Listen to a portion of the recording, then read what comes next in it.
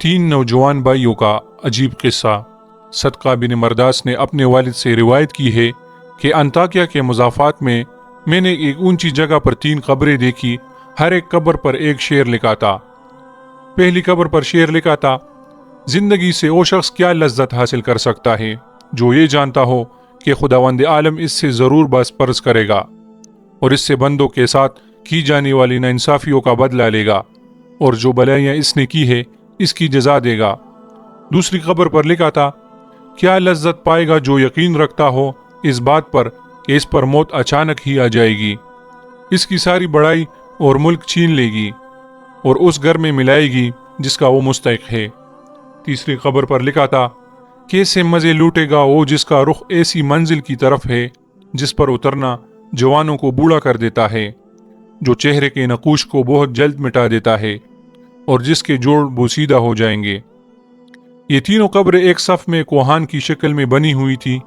रावी कहता है, मैं एक बूढ़े के पास जाकर बैठ गया और उससे कहा, मैंने तुम्हारी बस्ती में एक अजीब बात देखी।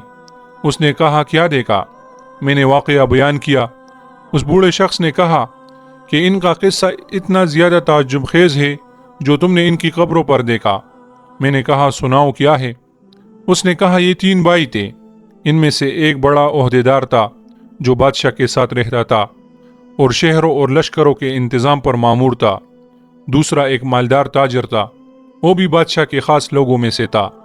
तीसरा एक इबादत गुजार शख्स था जो इबादत के लिए अपने आप को फारिग किए हुए था। इस इबादत गुजार को जब मौत आई तो इसके भाई इसके पास जमा हो गए और वो सुल्तान का मसाइब हमारे इलाकों का वाली था। अब्दुल मालिक बिन मरवान ने इसको वाली बनाया था और वो एक जालिम जाबिर और लुटेरा था। ये दोनों भाई अपने आबिद भाई के पास आए जब इसका आखिरी वक्त था। दोनों ने इस आबिद से कहा कि कुछ वसीयत करो। इसने कहा, अल्लाह की कसम, मेरा कोई माल नहीं है कि मैं कुछ वसीयत करूं, न मेरा किसी पर कर्ज है जिसके लिए वसीयत करूं, और मैंने दुनिया में कोई चीज़ नहीं छोड़ी जिसके लौटने का अंदेशा हो।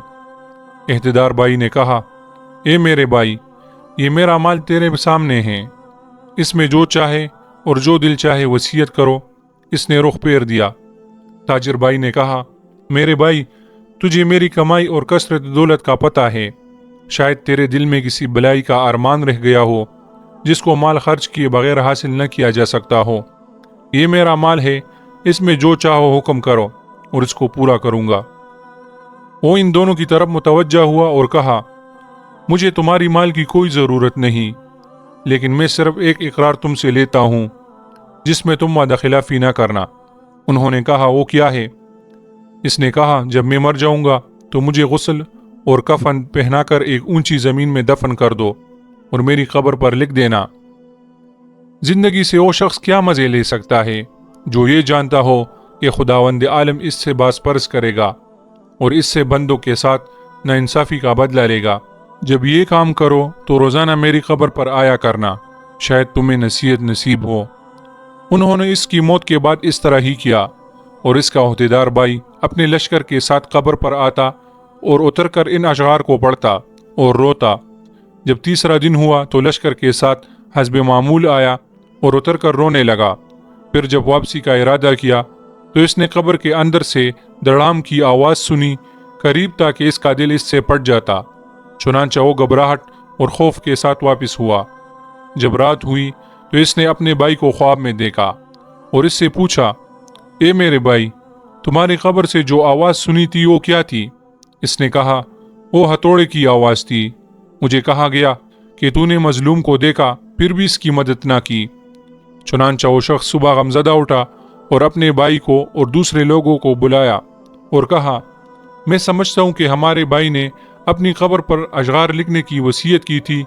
इसका मकसद मुझे तंबीह करना था और मैं तुम्हें गवाह बनाता हूँ कि आइंदा मैं तुम्हारे दरमियान में नहीं रहूँगा। चुनांचा इसने इमारत छोड़ दी और इबादत में मशगूल हो गया और अब्दुल मलिक बिन मरवान को इस बारे में ख़त लिखा तो इसने लोगों को हुक्म दिया कि इसको छोड़ दो, जहाँ चाहे जाए। चुनांचा वो पहाड़ों और सहराओं में रहता रहा यहाँ तक कि इसको मौत आई और वो चरवाहों की एक जमात के साथ था। इसके भाई को खबर पहुंची तो वो हाजिर हो गया और कहा, ए मेरे भाई, کوئی وصیت نہیں کرنی؟ اس نے کہا کیا وصیت ہے؟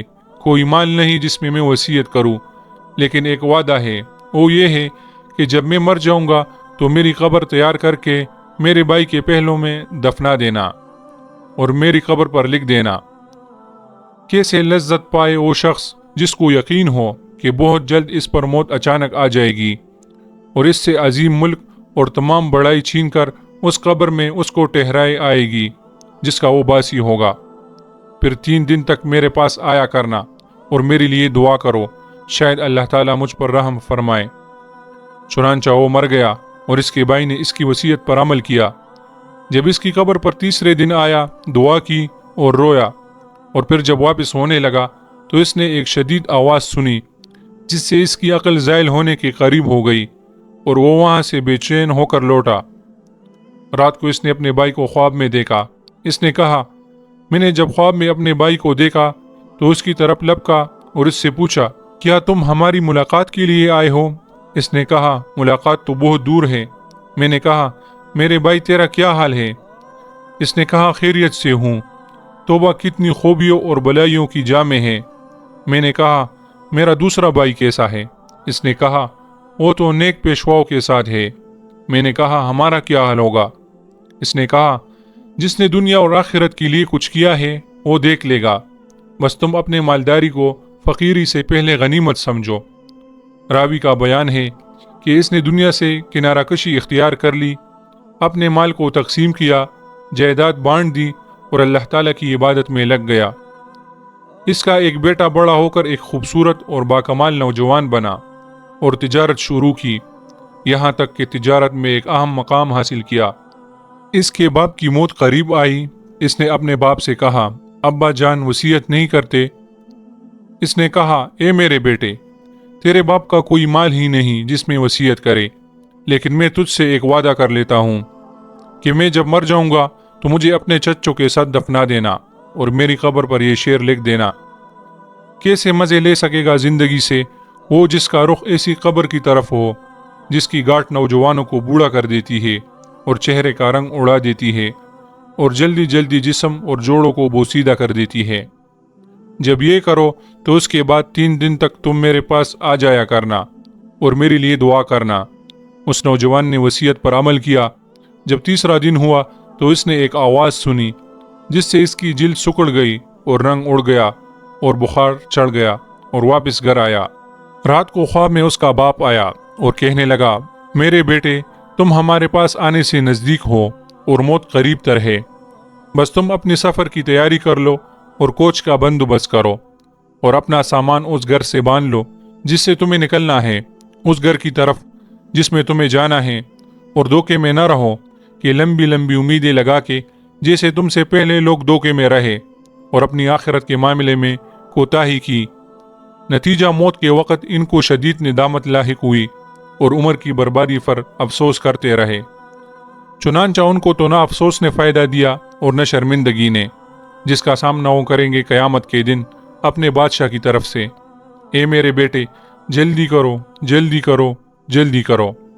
عبداللہ بن صدقہ کہتے ہیں کہ جس بوڑھے نے واقعہ سنایا اس نے بتایا کہ جس رات کو اس نوجوان نے یہ خواب دیکھا، صبح کو میں اس کے پاس گیا تو اس نے وہ خواب ہمیں سنایا اور کہا کہ مجھے یقین ہے کہ بات ایسی ہی ہے جیسے میرے باپ نے کہی، اور میں سمجھتا ہوں کہ موت میرے سر پر منڈلا رہی ہے۔ رشتہ داروں اور لین دین والوں سے معاملہ صاف کیا اور سلام کہا اور لوگوں سے الوداع کہا۔ لوگوں نے اس سے الوداع کہا جیسے کسی کو کسی چیز سے ڈرایا گیا ہو اور اس کو اس کی توقع بھی ہو۔ وہ کہتا تھا کہ میرے باپ نے کہا، جلدی کر، جلدی کر، جلدی کر۔ ان تینوں سے مراد یہ 3 لمحات ہیں تو وہ گزرے، لہٰذا وہ نہیں ہے۔ اگر 3 دن ہو تو وہ کیسے گزریں گے، اور یا 3 مہینے، اور میں نہیں سمجھتا کہ اس وقت تک زندہ رہوں گا یا 3 سال ہے، اور یہ 3 مہینوں سے بھی زائد ہے، اور میں نہیں چاہتا کہ ان سے مراد سال ہو۔ چنانچہ وہ 3 دن تک بخشتا رہا اور صدقہ کرتا رہا۔ جب اس خواب کو تیسرا دن ہوا تو اس نے صبح سویرے اپنے اہل و عیال کو جمع کیا اور ان کو الوداع کہا اور سلام کہا، پھر قبلہ رخ لیٹ گیا اور آنکھیں بند کر لی اور کلمہ شہادت پڑھا اور وفات پا گیا۔ اس کے بعد ایک عرصہ تک لوگ اس کی قبر پر دور دراز سے آتے تھے۔ بے شک جو سچے دل کے ساتھ اللہ کی طرف رجوع کرتا ہے تو اللہ تعالیٰ اس کی دعا قبول فرماتے ہیں۔ اس لیے ہمیں بھی چاہیے کہ ہر حال میں اللہ تعالیٰ کی طرف رجوع کرے اور اسی سے مانگتے رہیں۔ اللہ تعالیٰ ہم سب کو اس واقعے سے سبق حاصل کرنے کی توفیق عطا فرمائے۔